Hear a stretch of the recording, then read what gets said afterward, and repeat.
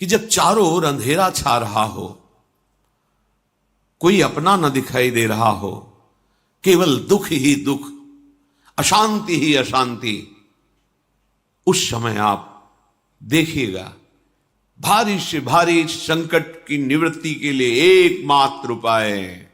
यदि आप भजन नहीं करते तो आप दिमाग में लिख लीजिए, चाहे अपनी नित्य डायरी में लिख लीजिए। आप एक बात पर विश्वास कर लीजिए कि आपको कोई भी सुखी नहीं कर सकता। यदि आपको कोई सुखी कर सकता है तो आप हैं। बिल्कुल घनीभूत अर्थात ठोस बात है, इसे समझ लेना। यदि आप अपने विचार के द्वारा, विवेक के द्वारा अधर्माचरणों का त्याग करके धर्म पूर्वक जीवन व्यतीत करते हुए भगवान नाम जप करते हैं, तो पूर्व पाप कर्म के अनुसार जब देह रचा गया तो उसमें जो प्रारब्ध दुख सुख का है वो तो आएगा, पर आपको परास्त नहीं कर पाएगा। और आगे आपके लिए महासुख है जो दुख और सुख दोनों से परे है। अखंड प्रसन्नता, अखंड आनंद, वो केवल आपके करने से होगा। उपदेश मिल सकते हैं, मार्ग बताया जा सकता है, आपको सहयोग मिल सकता है, पर चलना आपको होगा। यदि आप नहीं चले तो ये कहीं भ्रम हो कि मैं कहीं जाऊं और मेरी दुख निवृत्ति हो जाए, तो इस भ्रम को छोड़ देना आप। क्योंकि हम आप तो बहुत छोटे जीव हैं, अर्थात बहुत लघु तपस्या, लघु पुण्य वाले हैं। हम उन महापुरुषों की बात करते हैं जिन्होंने आजीवन ऐसा तप संचय किया, फिर भी उनके शरीर में भारी से भारी दुख देखे गए। ये दुख और सुख एक भ्रमात्मक इंद्रजाल है माया का, ना दुख है न सुख है। जैसे जो सपने सिर काटे कोई, बिन जागे दुख दूर न होई। ऐसे स्वप्न में तुम चक्रवर्ती सम्राट बन जाओ तो जगने पर तुम थोड़ी रहोगे, तुम जो हो वही होगे।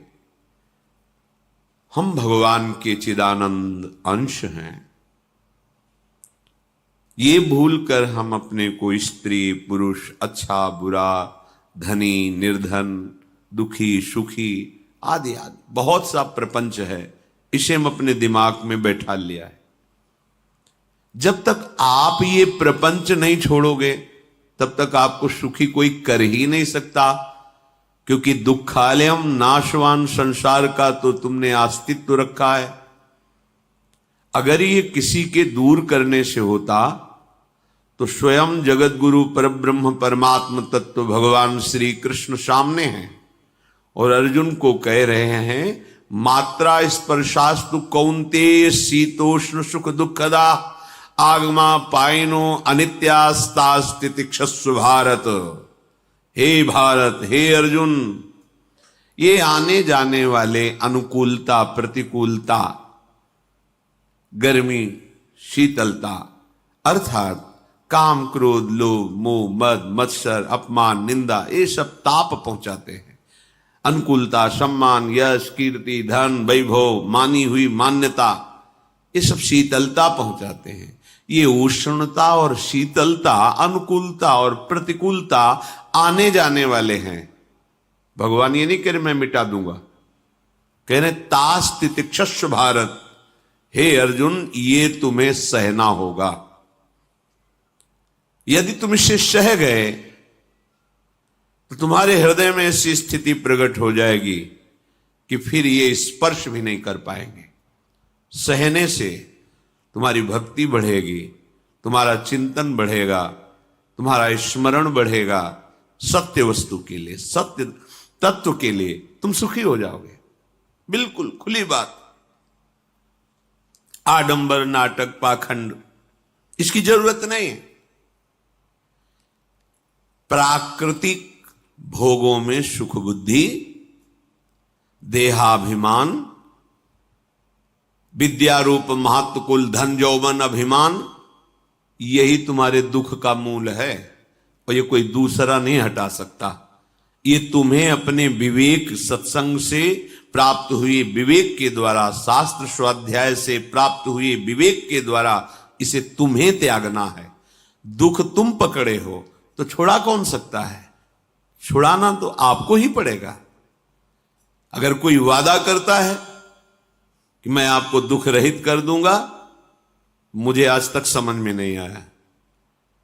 दुख रहित होने का जो उपाय है वो गुरुजन, महापुरुष, संत जन बताते हैं कि जब चारों ओर अंधेरा छा रहा हो, कोई अपना न दिखाई दे रहा हो, केवल दुख ही दुख, अशांति ही अशांति, उस समय आप देखिएगा कोई एक है जो आपको बहुत प्यार कर रहा है। वो हमारे प्रभु हैं। आप जिनकी तरफ पीठ किए हो और जहां दुख है उधर मुख किए हो, वापस घूमो, सन्मुख होइएगा। सन्मुख होए जीव मोहि जब वहीं, जन्म कोटि अघनाशों तब वहीं। करोड़ों जन्मों के पाप नष्ट कर देते हैं भगवान। जहां प्रभु की तरफ हुए तो पता चला बहुत जन्मों से बिछुड़ा था, वो मेरे स्वामी मिल गए। भारी से भारी संकट की निवृत्ति के लिए एकमात्र उपाय भगवान श्री हरि का आश्रय, उनके नाम का जप। सत्य मान लीजिए, आडंबर से कुछ नहीं होना। चाहे जितने जंतुर बांध लो, चाहे जितना जो कुछ जादू टोना जो मन आवे सो कर लो, बारी मथे घृत होए बरु शिकताते बरु तेल, बिनु हरि भजन न भवतरी यह सिद्धांत अपेल। विनिश्चितम बदामि तेन अन्यथा वचांस में हरि भजन्ति नरा। अटल बात है, यदि भजन नहीं करोगे तो तुम्हें कोई सुखी नहीं कर सकता। तात्कालिक आपको ऐसा लग सकता है मेरा काम बन गया, नहीं, वो तत्कालिक है। हमारा काम बनना तो तब होगा जो हमारा आवागमन मिट जाए, सदा सदा के लिए मुझे ऐसी वस्तु प्राप्त हो जाए कि जहां चाह ही खत्म हो गई, जहां दुख ही खत्म हो गया। वो हमारा स्वरूप है, वो हमारे आराध्य देव हैं। प्रार्थना मान लीजिए, भटकाव से बचिए। ये कलिकाल मलायतन मन कर देख विचार, श्री रघुनाथ नाम बिन नाहिन आन आधार। महापुरुषों ने स्पष्ट कहा है। ये मलायतन मल का आगार है। मल माने कामना, नाना प्रकार की वासना, भ्रष्ट आचरण, छल कपट, दंभ पाखंड, बोलबाला, इसका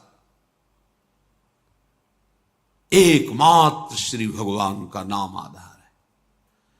जो चाहत है नित्य सुख अरु मन को विश्राम, तो हित ध्रुव हित सो भजत रहो पल पल श्यामा श्याम श्यामा श्याम श्यामा श्याम। यदि सच्चिदानंद शाश्वत सुख चाहते हो, जहां से कभी हटना ना पड़े, केवल सुख ही सुख है, आनंद ही आनंद है, और मन का विश्राम चाहते हो कि भाग दौड़ मन की मिट जाए, तो बस प्रेम से बोलते रहो श्यामा श्याम श्यामा श्याम, राधे श्याम, राधा राधा राधा वल्लभ। ये बड़ी शोध करके महापुरुषों ने बात कही है। यदि आप भजन नहीं करते तो आप दिमाग में लिख लीजिए, चाहे अपनी नित्य डायरी में लिख लीजिए, जो आप दिनचर्या लिखते हैं। आपको कहीं भी कभी भी कोई भी सुखी नहीं कर सकता। गांठ बांध लीजिए, भटकने की जरूरत नहीं है। और यदि नाम जप करने लगे, धर्माचरण करने लगे, तो तुम आशीर्वाद देने वाले बन जाओगे। सातरति सातरति सा लोकांतारयति। ध्यान दीजिए, वो तर जाता है, वह तर जाता है, वो लोकों को तार देता है। जब पृथ्वी में भयंकर पापाचरण की वृद्धि हुई, असुरों के द्वारा प्रेरित होकर के जहां भी धर्माचरण, नाम कीर्तन, यज्ञ, हवन, होम, ऋषि मुनि विध्वंस कर दो, क्या हुआ? कोई दूसरा दिखाई दिया क्या? नहीं, किसी की सामर्थ्य नहीं थी।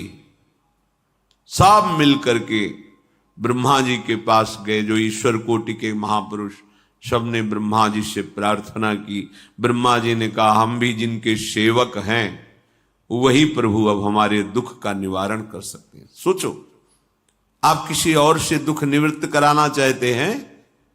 जिसने सृष्टि बनाई है, भगवान ब्रह्मा जी भी कह रहे हैं मैं जिनके सेवक हूं वही प्रभु हमारे और आप सबके दुखों का निवारण करते हैं। तो आपको समझ में नहीं आ रहा कि एकमात्र भगवान श्री हरि ही हमारे दुख का निवारण कर सकते हैं। हमें कहीं भागने दौड़ने की जरूरत नहीं है। साधु समागम इसलिए किया जाता है कि हृदय पवित्र हो जाए, पवित्र हृदय की पहचान बुद्धि में विवेक का प्रादुर्भाव हो जाए, और विवेक से मोह का नाश करके हम निरंतर प्रभु के प्रेम में डूबे, भजन में डूबे। सबने एक साथ मिलकर के विचार किया कि महासुख सिंधु प्रभु से विनय करनी तो कहां जाया जाए? वैकुंठ चले, किसी ने कहा क्षीर सागर चले। अपनी अपनी भावना व्यक्त कर रहे थे। ते समाज गिरजा में रहेऊ, अवसर पाई वचन एक कहेऊ, हरि व्यापक सर्वत्र समाना, प्रेम ते प्रगट होई मैं जाना। हे गिरिजा, परम वैष्णवाचार्य भगवान महादेव जी कहते हैं, उस देव समुदाय में हम भी थे। हमने कहा कि हमारे तो हृदय में बात ऐसी आती है कि कहीं भागने की जरूरत नहीं है।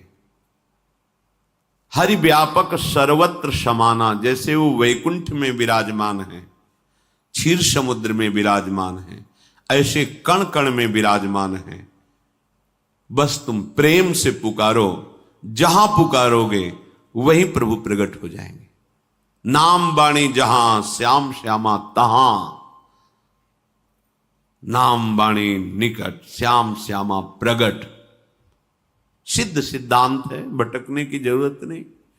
जहां हो वहीं से प्रिया प्रीतम का नाम पुकारो, नाम कीर्तन करो, उनकी लीलाओं का गायन करो, सबको सुख देने की भावना करो। देखो तुम्हारी दृष्टि बदलती चली जाएगी, भगवत साक्षात्कार करने की योग्यता आने लगेगी। ऐसा ही हुआ। सबने मिलकर के श्री भगवान को विनय पूर्वक आर्त भाव से पुकारा। आकाशवाणी हुई, निर्भय हो जाओ, निश्चिंत हो जाओ, मैं स्वयं अपने अंशों के सहित अवतार लेकर इस भूमि का भार हरण करूंगा। तुम सब बड़े बड़े जो देवता हो, जाओ हमारी लीला में सुख लेने के लिए सब ऋक्ष वानर आदि का रूप धारण करो। ब्रह्मा जी, महादेव जी, बड़े बड़े ईश्वर कोटि के लोकपाल बहुत प्रसन्न हुए, क्योंकि भगवद्वाणी सत्य है, त्रिकाल सत्य है। सबको विश्वास हो गया कि अब मारा तो जाएगा ये महासुर, जिसको लगता था कोई ना मंत्र के द्वारा मार सकता है, ना अस्त्र के द्वारा मार सकता है। स्वयं श्री भगवान पधार रहे। भगवान ने जो निरंतर भजन प्राण रहते हैं, कश्यप जी, अदिति जी, वो भगवान के वात्सल्य में भरे थे। प्रभु जब प्रकट हुए तो उनसे कहा, मुझे आप जैसा पुत्र चाहिए। प्रभु ने कहा कि मेरे जैसा तो मैं ही हूं, अद्वितीय हूं, दूसरा कोई है नहीं, मैं ही अवतरित होऊंगा। भजन में देखो कितनी सामर्थ्य है। जगत पिता को पुत्र रूप में प्राप्त कर रहे हैं। वही चक्रवर्ती सम्राट अवधपुरी के नरेश महाराज दशरथ जी के रूप में, जिनके महामहिम अद्भुत सौभाग्य प्राप्त करने वाली 3 ये रानियां, श्री कौशल्या जी, श्री कैकेयी जी, श्री सुमित्रा जी। भगवान वशिष्ठ जी इनके गुरुदेव हैं। प्रायः बड़े बड़े महान जो राज्य पालक रहे उनके ऊपर, राजा के ऊपर महाराजा विराजमान रहे। ऊपर से स्वर्गलोक आदि लोकों से भी यह शिक्षा मिली है। देवराजेंद्र तो भगवान बृहस्पति, दैत्यराज बलि तो भगवान शुक्राचार्य, जनक जी तो सदानंद जी महाराज, दशरथ जी तो वशिष्ठ जी महाराज। ऐसा था, क्योंकि जहां हमारा विवेक काम नहीं करता वहां ये ब्रह्मबोध संपन्न महापुरुष तत्काल हमको संभालते हैं। महाराज दशरथ जी के हृदय में प्रबल लालसा हुई कि अब अवस्था व्यतीत होती जा रही है, पर जो गृहस्थ धर्म का परम लाभ है वो तो हुआ ही नहीं। वशिष्ठ जी के चरणों में प्रणाम करके कहा, भगवान एक ही बात की असंतुष्टता है, हमारे कोई पुत्र नहीं है। वशिष्ठ जी ध्यानस्थ हुए, ध्यान में देखा और उनका, तुम्हारा जैसा सौभाग्य अन्य का किसी का नहीं हो सकता। तुम्हारे यहां स्वयं सच्चिदानंद भगवान श्री हरि अपने अंशों के साथ अवतरित हो रहे हैं। श्रृंगी ऋषि को बुलाया गया, पुत्रेष्टि यज्ञ करी, उसमें साक्षात भगवान अग्निदेव प्रकट होकर के खीर दिया और कहा अपनी रानियों को पवा दीजिए। वशिष्ठ जी के आज्ञा के अनुसार उस खीर को 2 भाग में किया।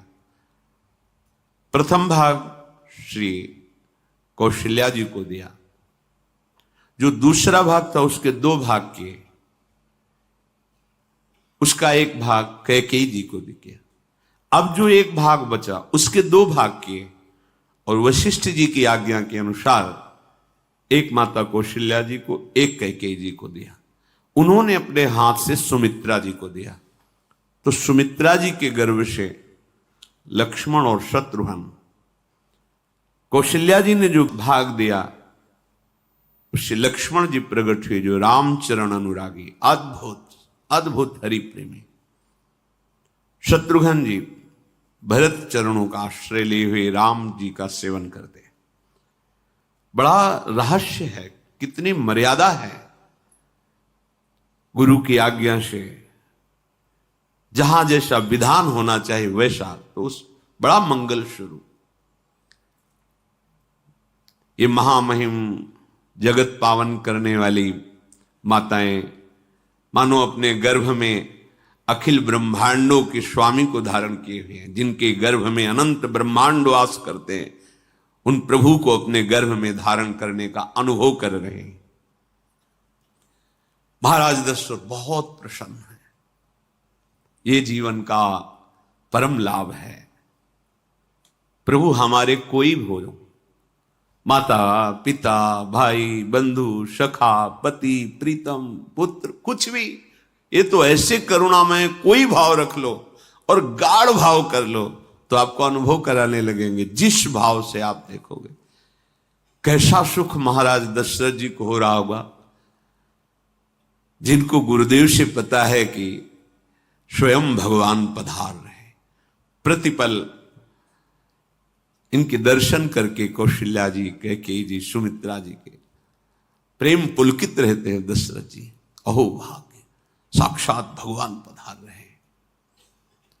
समय व्यतीत हुआ, जोग लगन गृह बार तिथि, सकल भये अनुकूल, चर अरु अचर हर्ष जुत,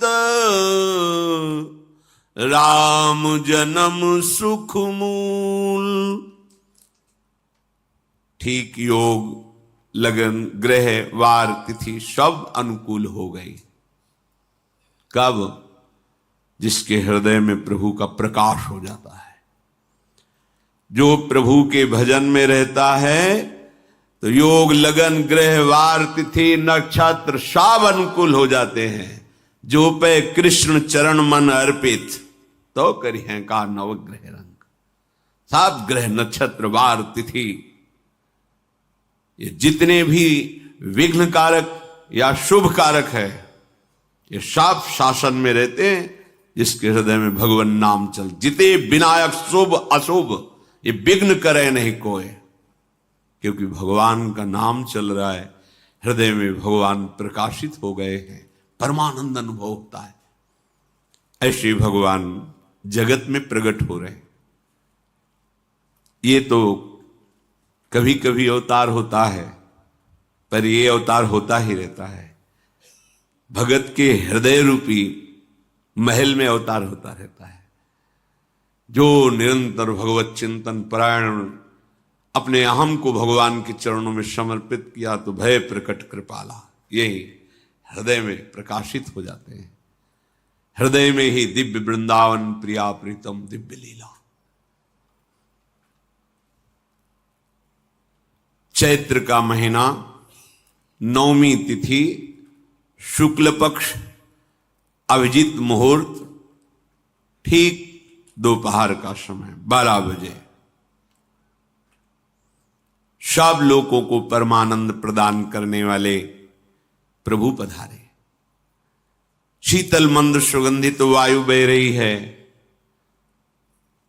देवताओं की दुंदुभियां बज रही, पुष्पों की वर्षा हो रही, बड़े बड़े ऋषि मुनि नृत्य कर उठे।